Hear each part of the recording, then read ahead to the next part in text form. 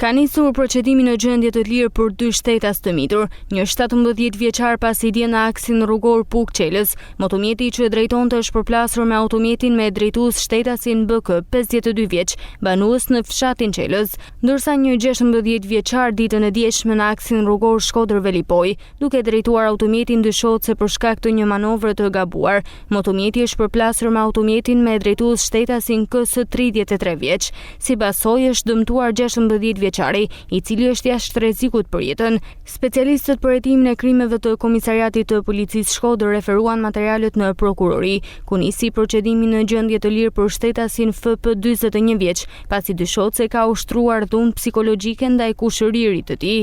Ndërkohë specialistët për hetimin e krimeve të stacionit të policisë Fusharës referuan materialet në prokurori, ku nisi procedimi në gjendje të lirë për shtetasin UO 69 vjeç, banues në Fusharës, pasi ka kanosur një 69 vjeçar për motive të dobta. Materialet procedurale ju referuan prokurorisë pranë gjykatës së shkallës së parë të jurisdiksionit të përgjithshëm Shkodër për veprime të mëtejshme.